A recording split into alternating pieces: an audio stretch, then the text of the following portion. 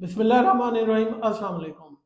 अक्सर लोग आके शिकायत करते हैं कि मेरी टांगें जो है वो सूज जाती हैं। वो थोड़ा सा भी चलते हैं या फिर थोड़ी देर टांगें लटका के बैठते हैं तो उनकी टांगों पे सोज आ जाती है, या लोग कहते हैं वर्म आ गई है। ये वर्म क्या होती है और ये क्यों होती है, और आज की इस वीडियो में हम बात करेंगे टांगों पे, घुटनों पे या पाँव पे सोजन या ये वर्म क्यों हो जाती है। मेरा नाम है डॉक्टर मुनीब खालिद और आप देख रहे हैं मेरा YouTube channel doctor meets doctor. तो आज की इस वीडियो में मैं आपको बताऊंगा कि ये सूजन की वजूहात जो हैं वो या तो गुर्दों की खराबी, जो एक आम जो है समझ लें कॉन्सेप्ट है कि ये या तो गुर्दे खराब हो गए हैं, या फिर जिगर ठीक तरह काम नहीं कर रहा, या फिर दिल ठीक तरह काम नहीं कर रहा।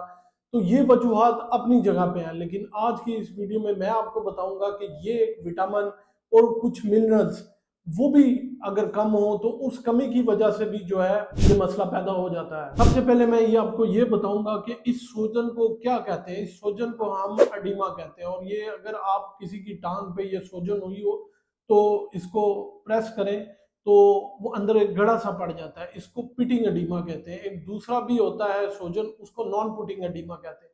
लेकिन आज की वीडियो में आपको पिटिंग एडिमा यानी कि ये गड़े वाली जो सूजन है ये क्यों पैदा होती है इसके बारे में बताऊंगा। अक्सर लोग इसके बारे में बहुत कम जानते हैं या फिर मिसगाइड होते हैं कि ये क्यों होता है। हमारे जो टांगों के सेल या बॉडी के सेल हैं उसमें एक पंप होता है। उस पंप को हम सोडियम पोटेशियम पंप कहते हैं। ये पंप वो चीज है जो कि पानी को टांगों से ऊपर की तरफ भेजता है, यानी कि दिल की तरफ या फिर ऊपर नालियों के जरिए ऊपर भेजता है। कई दफा आपने सुना होगा कि बेसमेंट में एक पंप लगा है और वो पानी ऊपर की तरफ भेजता है, लेकिन जब वो पंप खराब हो जाता है तो पानी नीचे इकट्ठा शुरू हो जाता है। इसी तरह अगर आपका सोडियम पोटेशियम पंप जो कि सेल के दरमियान होता है वो ठीक तरह से काम नहीं कर रहा तो जो पानी है वो टांगों में जमा होना शुरू हो जाता है, जो कि अक्सर नालियों से निकल के बाहर की सतह पे आ जाता है, जिसको हम इंटरस्टिशियल फ्लूइड कहते हैं, वहां पे जमा हो जाता है, जिसकी वजह से ये सूजन हो जाती है। अब ये इस पंप के खराब होने की बड़ी सी वजूहत है, और उनमें से एक वजह जो है वो ब्लड शुगर भी है।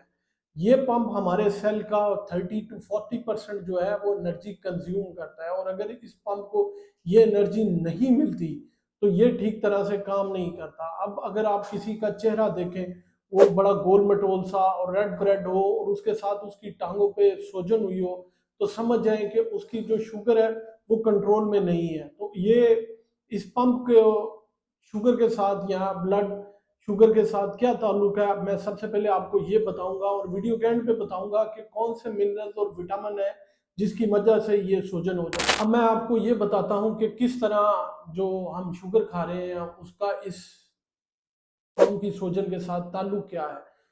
जब भी हम कुछ मीठा खाते हैं या शुगर लेते हैं तो वो जाके हमारी जो एक प्रोटीन है जिसको हम हीमोग्लोबिन कहते हैं उसके साथ बॉन्ड बना लेती हैं, या उसके साथ जाके ना ऐसे चिपक जाती है। इस बॉन्ड को हम ग्लाइकेशन कहते हैं। ये बॉन्ड अब हम जितनी शुगर कंज्यूम कर रहे होते हैं या इस्तेमाल कर रहे होते हैं, अगर हमारे जिस्म में शुगर बहुत ज़्यादा हो गई है तो वो जाके ज़्यादा से ज़्यादा बॉन्ड जो है वो इसके साथ हीमोग्लोबिन या इस प्रोटीन के साथ वो उतने ही बॉन्ड बना लेती है और उसको काम नहीं करने देती। डॉक्टर जब आपको ये कहता है कि 3 माह का टेस्ट करवाएं शुगर का HbA1c, तो वो बेसिकली इसी बॉन्ड को चेक कर रहा होता है कि शुगर उसके साथ कितनी बॉन्ड हुई हुई है। हमारे जो खून के सुर्ख खुलिए हैं RBCs, उनकी जो लाइफ स्पैन है वो ऑलमोस्ट 3 मंथ्स है। तो 3 माह के साथ जब शुगर उनके साथ बॉन्ड बना के या ग्लाइकेशन के साथ जुड़ी है तो ना तो वो सेपरेट हो सकती है या अलग हो सकती है, ना वो टूट सकती है और ना ही वो इस्तेमाल हो सकती है। तो 3 महीने की बाद जब हम वो ये शुगर चेक करते हैं तो वो जितनी ज़्यादा आपने शुगर खाई होगी या मीठा खाया होगा उतनी ही वो जो है प्रोटीन के साथ वो बाउंड होगी और उतनी ही ज़्यादा आपकी HbA1c आएगी। ये होता क्या है कि जब प्रोटीन जो है वो शुगर के साथ मिली होती है तो यही वो खून के ज़रात हैं जो हमारे जिस्म को तवानाई फ्राहम करते हैं, ऑक्सीजन फ्राहम करते हैं या न्यूट्रिशनल जो है वो फ्राहम करते हैं। तो जितना ये बाउंड होगा उतनी ही आपके जो जिस्म के हिस्से हैं उनको ये सारी चीज़ें पहुंचेंगी और उनकी वर्किंग जो है वो कम हो जाएगी। अब जितनी ज़्यादा ये प्रोटीन जो है बाउंड होती है वो नालियों में जमना शुरू हो जाती है, जिससे खून की नालियां जो है वो तंग हो जाती हैं।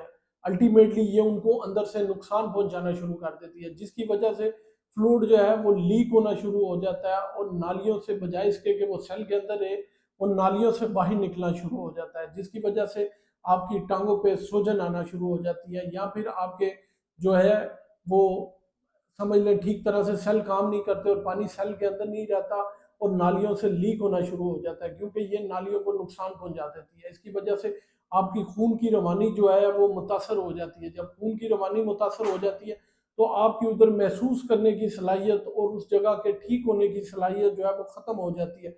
ये वजह है कि पाँव पे ज़ख्म होना शुरू हो जाते हैं और वहाँ पे ऑक्सीजन की सप्लाई कम हो जाती है तो ज़ख्म ठीक नहीं होते। इसके अलावा शुगर जो है वो हमारी नसों को भी तबाह करना शुरू कर देती है और नसों को ख़त्म कर देती है, जिसकी वजह से आपको पाँव में या टांगों में सुइयां चुभती हैं, नमनस फील होती है या फिर बहुत ज़्यादा दर्द शुरू हो जाती है। अब ये क्या करती है, जब ये डिस्टर्ब कर देती है हमारे minerals, minerals means potassium, potassium जो है वो इसमें बहुत अहम किरदार अदा करता है। एक नॉर्मल इंसान को 4700 मिलीग्राम जो है वो डेली पोटाशियम चाहिए।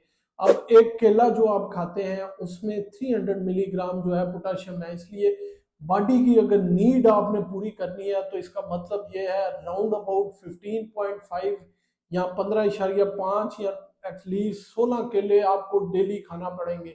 लेकिन ये 16 केले आप खा के अपनी शुगर का बेड़ा गर्क कर लेंगे, शुगर बहुत ज़्यादा चली जाएगी। इसलिए आपको पोटाशियम के मुतबादल ज़राए देखने होंगे, उसमें एवोकाडो है, उसमें ग्रीन लीफी वेजिटेबल्स हैं, उनको इस्तेमाल कर लें।